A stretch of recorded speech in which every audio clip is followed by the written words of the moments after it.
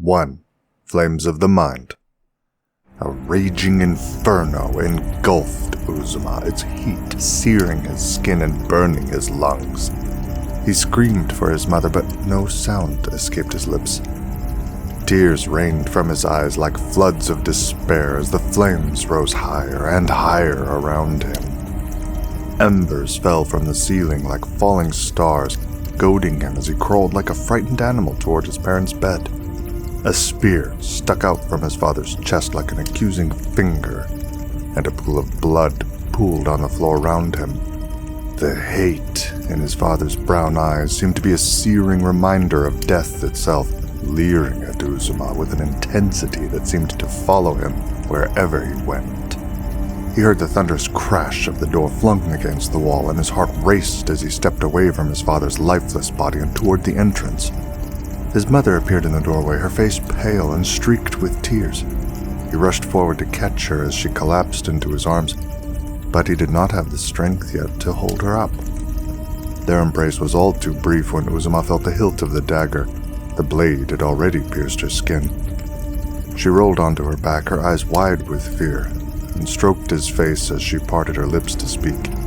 But all he could hear was the crackling of the raging flames as they engulfed the room. She stroked his face again and moved her lips, but he could not make out the words over the roar of the fire. Uzoma's heart sank as he watched her fall to the ground, blood oozing from her lips. He desperately wanted to look away, but the sudden transformation of her black locks turning gray and her skin becoming cold and pale kept his gaze firmly locked on her. He felt her hand tighten around his arm, keeping him in place despite the flames that were quickly bearing down on them. Sweat ran down his face as he stared into her dead white eyes. "Uzoma," she spoke. "Uzoma!" He slowly opened his eyes, and in a daze he remembered where he was. He'd been meditating near the river. A mosquito buzzed around his head as if it was annoyed at him for interrupting its sleep, and a frog hopped over to him while water droplets flicked off its skin. He focused all his energy using the power of Baaku to lift the stones from the river. As the blue aura of his Baaku caressed the rocks, he felt a tingling sensation as if it touched each stone, as if he were physically holding them. One by one, he placed them carefully on top of each other. He was determined to master levitation as soon as possible and was pleased to see the stack of 6 stones. The sound of the flowing stream, the chirp of the birds, and the rustle of the trees usually brought him peace, but today was different. His thoughts were filled with memories of that night, the night he watched his village burn as Baaku dragged him away to safety and he lost everyone he loved. The fear and grief still lingered in his heart, and no matter how much solace he found in nature, his thoughts kept dragging him back to that painful night. Ru shouted out, "Uzoma!" once more, and a bright yellow blast of Baaku came rushing out of his hands and knocked over Uzoma's stones. The blast wasn't explosive, but it managed to disturb Uzoma's tranquil environment. Ru couldn't help his actions. It was how he had been since they were children, and even more so since Baaku had taken them as his sons. For that reason, Uzoma just let Ru be. Ru's face split into a proud grin as he pointed to a mound of charred rubble. "My use of Baaku is getting stronger," he said with a hint of pride in his voice. "What are you doing out here anyway? We were waiting for you to head out." "Thanks for ruining my meditation. Did you have to knock over my stones?" Uzoma asked. He pushed himself up from the ground, his eyes meeting his brother-by-law. Ru stood at least a head taller than Uzoma. He wore long-sleeved black dashiki and blue pants, belted loosely around him, that hung like a tent over his tall, thin body. Ru scoffed. "Meditating? Whoosh! That's not going to help you get better with Baaku. I already know 2 spells." "Oh yes," Uzoma sneered. "And you've mastered being weak at both of them." He let out an uproar of laughter, then locked in a brotherly embrace with Ru. All right, Uzoma said. "Now, where are the others?" "Waiting by the village gates. Diallo's probably pressing them about leaving." "Let's hurry. I want to head out before nightfall." "What? We were waiting on you." The village of Pama was a stone's throw from the river. The homes were large and sturdy, with wooden roofs and stone steps leading up to their double doors. The village was one of the richest in the kingdom of Woodland. It had been Uzoma's home for years now. The elders of the village enjoyed the comforts of life.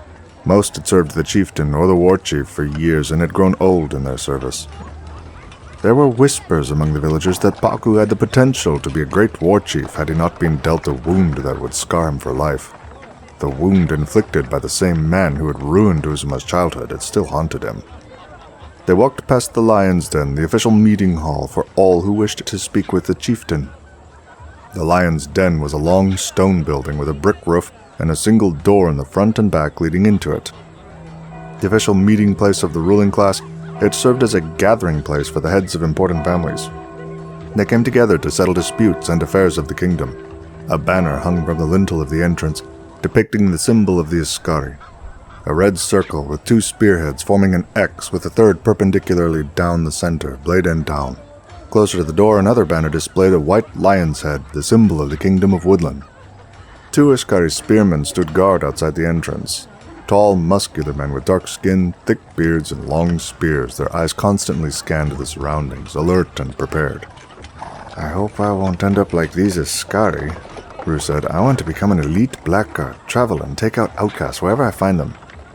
"You do know you must actually be good with Boko to become an elite," Uzoma said.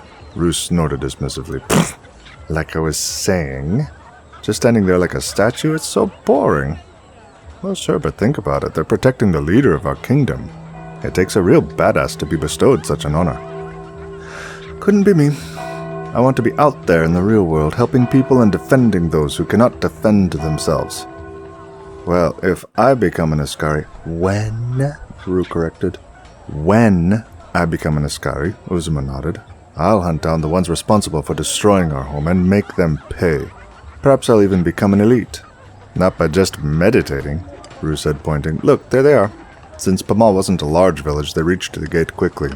The plan was to venture down the stream flowing from Mount Yakin, heading towards Nguk Forest. If Diallo, the gatekeeper, granted them permission to leave the village, they were itching for the chance to prove themselves against the wild animals. Petrus was already engaged in a game of wit with the gate guard as they approached. He was short, and his dark skin was a deep ebony. He was the son of the chieftain, and it was clear in the way his mind worked, swift and calculating, with his responses both sharp and humorous. His knowledge, while still young and growing, was vast and almost on par with his father's. Aoife stood by, watching the guard's futile attempts to reason with Petrus. Aoife towered over most others in the village, but he was still dwarfed by Ru. He was broad-shouldered and muscular, his skin was a few shades lighter than a warm tan, and some said he was colorless due to his family's being from the Nadao kingdom. It was rumored that all the people were of a lighter complexion there. "Hence, in my capacity as your chieftain-elect, allow me to present the rationale for my inspection of our surrounding agricultural lands. I am obliged to gauge the state of our local agrarian pursuits as a recent storm has caused structural and compositional changes to the local ecosystem, which, given our vicinity to said ecosystem, could have significant ramifications for our village," Petrus explained with conviction. Aoife's hands cupped Ru's and Uzoma's as he welcomed them with a boisterous grip. "What's going on here?" Uzoma asked. "Well," Aoife began, "Petrus has been stressing the significance of something that's actually very insignificant to Diallo." "And what about these three?" Diallo said, pointing to Aoife, Uzoma, and Ru. Diallo had on the customary uniform of the Askari, a blue dashiki with blue pants. Stitched on the left shoulder was the symbol of the Askari, a small black circle with two lines at an X and a third going down the middle. The Askari spearmen, such as Diallo, typically served as guards and protectors, usually functioning as sentries or to look after someone of status like the chieftain. "My personal bodyguards," Petrus said. "Is that so?" Diallo asked skeptically. "It's not a wise decision for you young men to be venturing into Nguk Forest with a storm looming on the horizon, especially in your case, Chieftain Biruk's son." "My father will not be upset, I assure you." "Just be back before nightfall." As Diallo signaled, the heavy wooden gate shuddered into life with a loud creak and slowly swung open. As the boys stepped outside, Askari spearmen stood watchful and still, their long spears gleaming in the sunshine.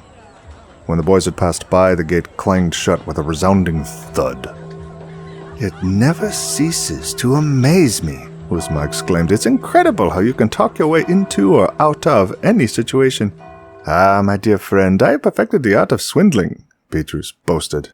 "Your father is the chieftain," Ru remarked. "Correct, but that doesn't change the fact that I can swindle my way out of any situation." "Yeah, right," said Ru. The boys had arrived at the edge of Nguk Forest. The oak trunks were round and blotched with green moss.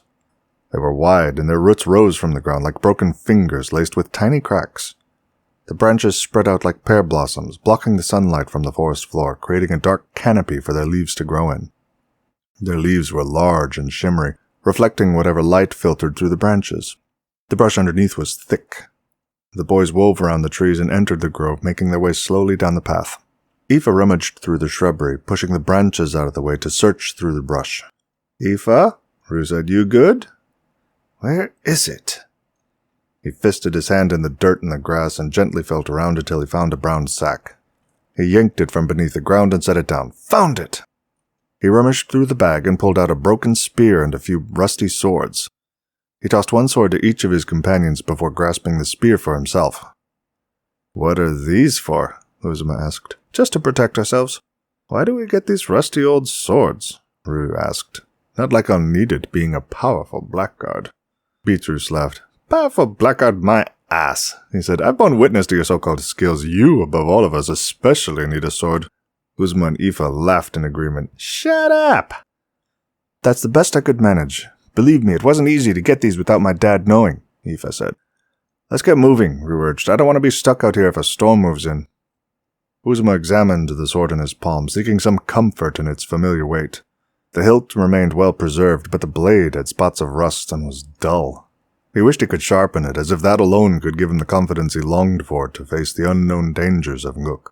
Some were just stories told around fires, but Uzoma couldn't help but wonder what waited for him beyond his home. "Uzoma!" Ru shouted. Uzoma had been standing in place while the others were already well away, walking into the forest.